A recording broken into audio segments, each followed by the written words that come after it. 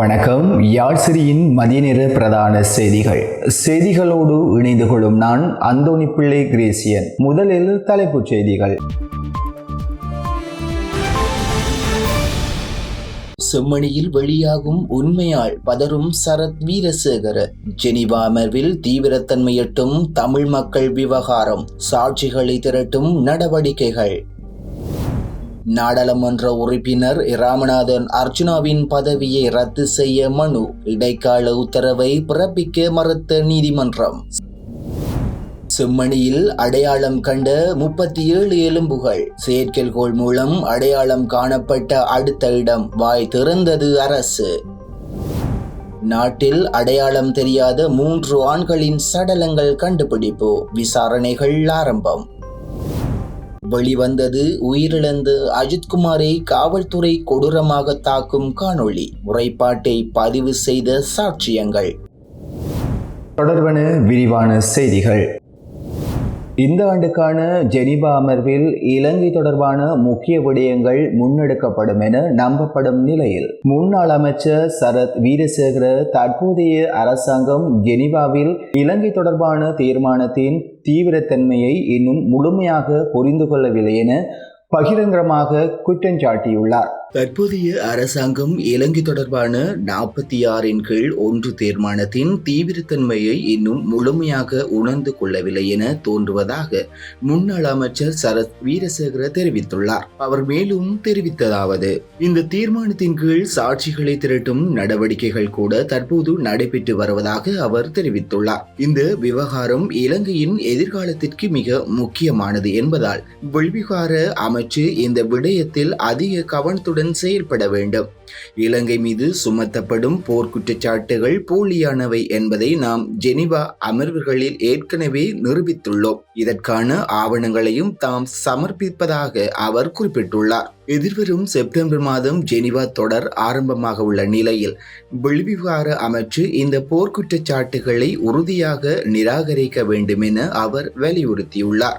Geneva விவகாரங்கள் தொடர்பில் அனுபவமுள்ள அதிகாரிகள் வெளிவிவகார அமைச்சில் இருப்பதாகவும், தேவைப்பட்டால் தானும் பங்கேற்க தயாராக இருப்பதாகவும் வெளிவிவகார அமைச்சுடன் இது குறித்து பேச்சுவார்த்தை நடத்தலாம் என்றும் சரத் வீரசேகர தெரிவித்துள்ளார். இலங்கையின் உண்மையான நிலைப்பாட்டை சர்வதேச அரங்கில் எடுத்துரைக்க அனைவரும் ஒருங்கிணைந்து செயல்பட வேண்டும் என்பதே தனது நோக்கமாக தெரிகின்றது.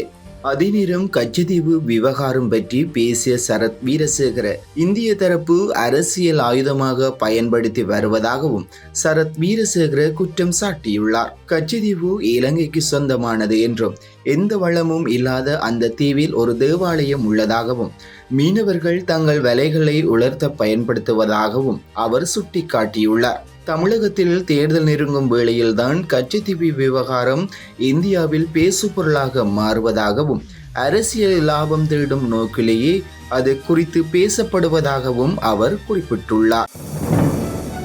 இலங்கை நாடாளுமன்ற உறுப்பினர் ராமநாதன் அர்ச்சுனாவின் நாடாளுமன்ற உறுப்பினர் பதவியை ரத்து செய்ய கோரி தாக்கல் செய்யப்பட்ட மனுவை விசாரிக்க மேன்முறையீட்டு நீதிமன்றம் அனுமதி வழங்கியுள்ளது. எனினும் மனுதார் கோரியபடி நாடாளுமன்ற அமர்வுகளில் பங்கேற்பதற்கும் வாக்களிப்பதற்கும் அர்ச்சுனாவுக்கு தடை விதிக்கும் இடைக்கால உத்தரவை நீதிமன்றம் பிறப்பிக்க மறுத்துவிட்டது.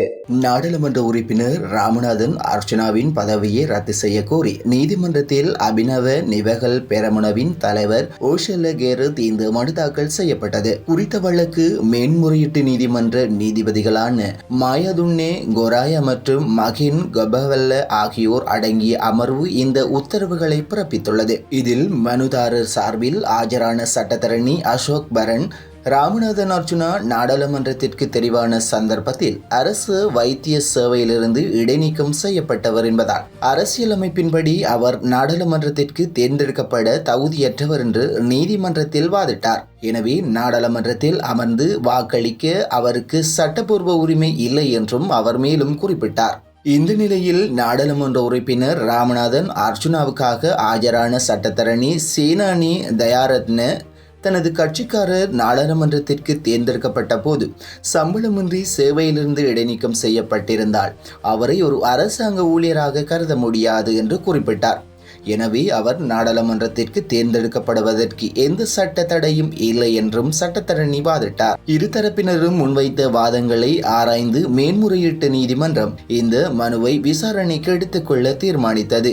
ஆகஸ்ட் 1 விசாரணைக்கு எடுத்துக் கொள்ளப்படும் என நீதிமன்றம் அறிவித்துள்ளது. நேற்றைய நாள் இடம்பெற்ற செம்மணி மனித புதைகுழி அகழ்வு பணிகளின் போது 4 எண்புக்கூட்டு தொகுதிகள் அடையாளம் காணப்பட்டுள்ளன. இதன் மூலம் குறித்த புதைகுழியில் இருந்து இதுவரை அடையாளம் காணப்பட்ட மனித எண்புக்கூட்டு தொகுதிகளின் எண்ணிக்கை 37 உயர்ந்துள்ளது. இவ்வாறான நிலையில் இந்த அகழ்வு பணி குறித்து நீண்ட அமைதிக்கு பின் அரசு அதன் நிலைப்பாட்டை வெளிப்படுத்தியுள்ளது. செம்மணி சித்துப்பாத்தி மனித புதைகுழியில் 2ஆம் கட்ட ஆய்வுகள் இடம்பெற்று வரும் நிலையில் நேற்றைய நாள் அகழ்வு பணியின் போது பாதிக்கப்பட்ட தரப்பு சட்டத்தரணி VK நிரஞ்சன் அளித்த தகவலின்படி அடையாளம் காணப்பட்ட 37 தொகுதிகளில் 30 மனித எண்புக்கூட்டு தொகுதிகள் முழுமையாக அகழ்ந்தெடுக்கப்பட்டுள்ளன. மேலும் 4 எண்புக்கூட்டு தொகுதிகள் பின்னி பிணைந்த நிலையில் காணப்படுவதாகவும் அவர் குறிப்பிட்டுள்ளார். இவற்றுடன் சித்துப்பாத்தி மனித புதைகுழியை அண்மித்த பகுதியில் செயற்கைக்கோள் தொழில்நுட்பத்தின் மூலம் அடையாளம் காணப்பட்ட இடங்களில் அகழ்வு பணிகள் ஆரம்பிக்கப்பட்டுள்ளன.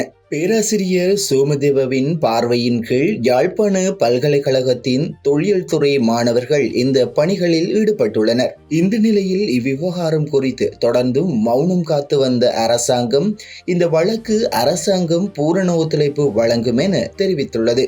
இது தொடர்பில் நடைபெற்ற அமைச்சரவை முடிவுகளை அறிவிக்கும் செய்தியாளர் சந்திப்பில் கேள்வி எழுப்பப்பட்டது.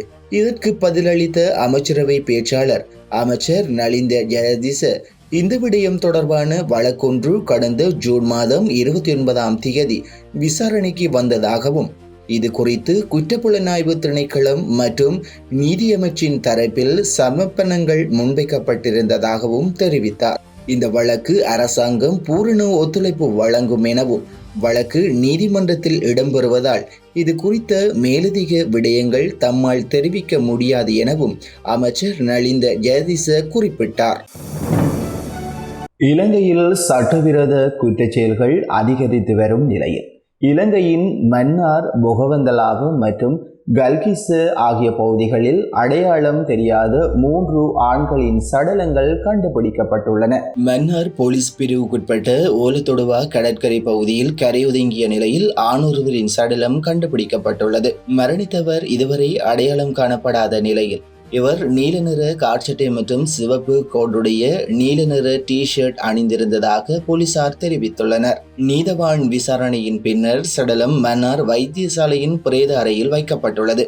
மன்னார் போலீசார் மேலதிக விசாரணைகளை மேற்கொண்டு வருகின்றனர். இதே நேரம் பொகவந்தலாவ போலீஸ் பிரிவுக்குட்பட்ட கொட்டியாக்கலை தேயிலை தோட்டத்திலிருந்து அடையாளம் தெரியாத ஆணொருவரின் சடலம் நேற்று மீட்கப்பட்டுள்ளது. தேயிலை பறித்து கொண்டிருந்த தொழிலாளர் குழு சடலத்தை கண்டு போலீசாருக்கு தகவல் வழங்கியுள்ளனர். உயிரிழந்தவர் சுமார் 73 வயதுடையவராக இருக்கலாம் என போலீசார் தெரிவித்துள்ளனர். சடலம் தற்போது டிக்கோயா ஆதார வைத்தியசாலையின் பிரேத அறையில் வைக்கப்பட்டுள்ளது. பொகவந்தலாவ போலீசார் சம்பவம் தொடர்பான மேலதிக விசாரணைகளை மேற்கொண்டுள்ளனர். இவற்றோடு கல்கிச கடற்கரை பகுதியிலும் அடையாளம் தெரியாத ஆணொருவரின் சடலம் மீட்கப்பட்டுள்ளதாக போலீசார் தெரிவித்தனர். உயிரிழந்த நபர் இதுவரையில் அடையாளம் காணப்படாத நிலையில் சடலம் தற்போது கலபோவில வைத்தியசாலையின் பிரேத அறையில் வைக்கப்பட்டுள்ளது. கல்கிச போலீசார் மேலதிக விசாரணைகளை மேற்கொண்டு வருகின்றனர். அடுத்து சர்வதேச செய்திகள். காவல்துறையினரின் தாக்குதலுக்கு உள்ளாகி பலியான காவலாளி அஜித்குமாரை தாக்கும் காணொளி வெளியாகி தமிழகம் முழுவதும் அதிர்ச்சியை ஏற்படுத்தியுள்ள நிலையில் குறித்த சம்பவம் தொடர்பான வழக்கு விசாரணைகள் வேகமாக முன்னெடுக்கப்படும் நிலையில் வழக்கின் முக்கிய சாட்சிக்கு உயிர் அச்சுறுத்தல் விடுப்பதாக முறைப்பாடு செய்யப்பட்டுள்ளது. சிவகங்கை மாவட்டம் மடப்புரம் பத்ரகாளியம்மன் கோவிலின் காவலாளி அஜித்குமார் மரணம் தொடர்பான வழக்கு தமிழகத்தில் பெரும் அதிர்வலைகளை ஏற்படுத்தியுள்ளது. இந்த வழக்கில் முக்கிய ஆதாரமாக கருதப்படும் காவலர்கள் அஜித்குமாரை பிரம்பால் தாக்கும் வீடியோவை எடுத்த நபர் தனக்கும் தனது குடும்பத்தினருக்கும் அச்சுறுத்தல் இருப்பதாக தமிழக காவல்துறை தலைவர் அலுவலகத்தில் புகார் அளித்துள்ளார். அவரின் புகார் மனுவில் அஜித்குமார் மரண வழக்கு தொடர்பாக கைதான காவலர் ராஜா ஒரு சரித்திர பதிவோடு குற்றவாளியுடன் தொடர்பில் இருப்பதாக குறிப்பிட்டுள்ளார். இந்த காணொளியை அஜித்குமார் மரண வழக்கின் முக்கிய சாட்சியாக இருப்பதால் காணொலி எடுத்த நபரின் பாதுகாப்பு குறித்து கவலை எழுந்துள்ளது. அஜித்குமார் மரண வழக்கு தொடர்பாக நீதிபதி ஜான் சுந்தரால் சுரேஷ் விசாரணை நடத்தி வருகின்றார் என்பதும் குறிப்பிடத்தக்கது. இத்துடன் யாழ்சிரியின் மதிய நேர பிரதான செய்திகள் நிறைவடைகின்றது. உடனுக்குடன் செய்திகளை அறிந்து கொள்ள யாழ்சிரி மீடியா இணையதளத்துக்கு பிரவேசியுங்கள். நன்றி, வணக்கம்.